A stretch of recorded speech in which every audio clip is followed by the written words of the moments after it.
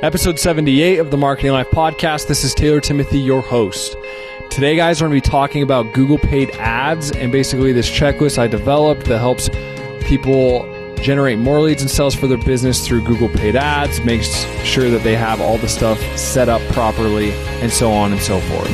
So if you guys want this checklist, you can feel free to download it and follow along, or if you don't want to, just keep on listening. So, diving into this Google paid ad checklist, some of these things can be generic as far as the checklist goes, but I'm going to be dropping some tips and tricks with some of those things. So sometimes I might just say it and then we'll go on to the next one, or sometimes I'll drop a tip. So basically, first one, set up billing. Sounds super generic, right? One tip and trick I'll give you right now is when setting up your billing, you need to make sure that you have a different credit card on that account if you already have another Google paid ad account. I have found that this can actually flag it.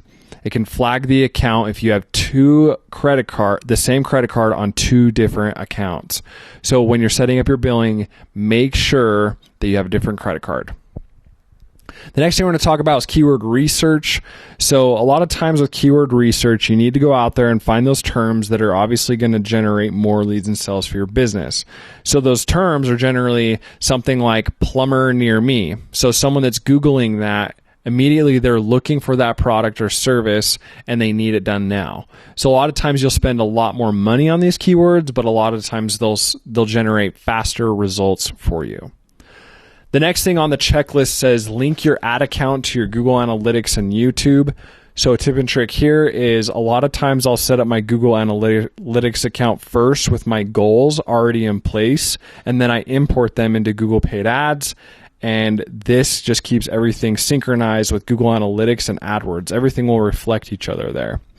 And then linking it to YouTube, this is obviously going to help you be able to retarget people that have subscribed to your channel, watched your videos, and so on and so forth. The next thing is upload your email list to Google paid ads. Now, if you are just running this account for the first time, you won't be able to do this until you have $20,000 spent on the account. So just know that. But basically, this will help you, again, retarget to anybody, previous buyers, and things like that. The next thing you need to do is set up your remarketing lists.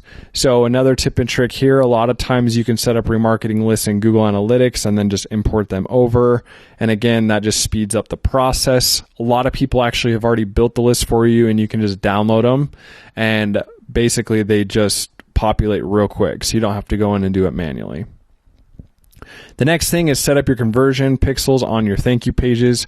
So again, this is just going back to Google Analytics. If you had already set up your goals, then basically you can just import them and it speeds up the process.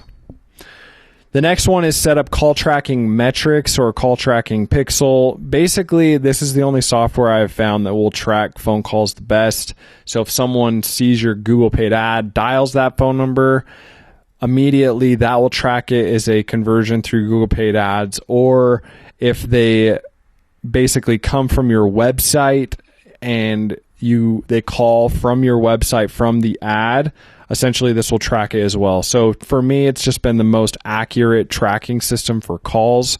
If you guys want to invest in it, you can. If not, then that just might be some data that you're losing out on, but you just have to weigh the pros and cons for your business.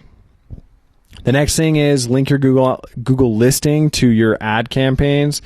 Basically, this is just going to give you the ability to have another extension on your ad as far as your Google listing. So it'll show up that like, oh, this person is actually on this address and you can get directions to their business right now. So link that so you just have the ability to set up that extension if you would like. The next thing we're going to talk about is setting up your Google paid ads. So some of these are very generic. Might fly through some of these, and again, I'll share some tips and tricks. But the first thing is just choose your campaign, your objective, sales, leads, website traffic. You have to decide what your end goal is. Then from there, you have to choose your campaign goal. So are you trying to get website visits, phone calls, or app downloads? So it really just depends what you're doing. And then name your campaign. So as far as like naming your campaigns go, I just recommend for specific types of campaigns, you give them specific names or a little insert of somehow. So for me, for example, for remarketing campaigns, I normally do RE and then dash and then name the campaign. So the better you name the campaigns, it's just going to help you, again, stay super organized, and it's just going to help you guys in the long run. The next thing you got to do is choose your target audience. So we all kind of know this. Basically, you can geo-target, you can do radiuses, zip codes, states. Just go in there and decide where you need to target. Next one's choose your language. Pick your budget. How much do you want to spend? The next thing you need to do is actually choose your bidding strategy. So with bidding strategies, if you just started out with your Google paid ads, just so you guys know, you may be limited on these types of things. So some bidding strategies you can't use until the campaign's run enough and knows how to properly optimize. But generally speaking, as far as bidding, I normally go for conversions or clicks. Next thing you need to do is choose your start and end dates if you are running just a specific campaign.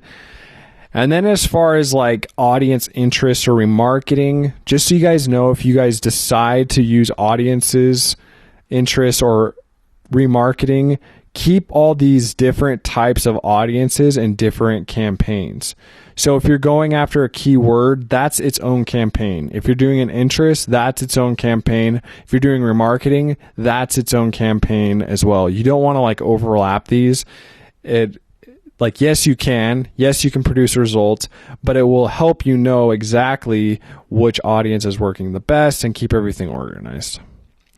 One thing you need to know is create an ad set per keyword. So if you're going after a keyword like plumber near me, that's its own ad set.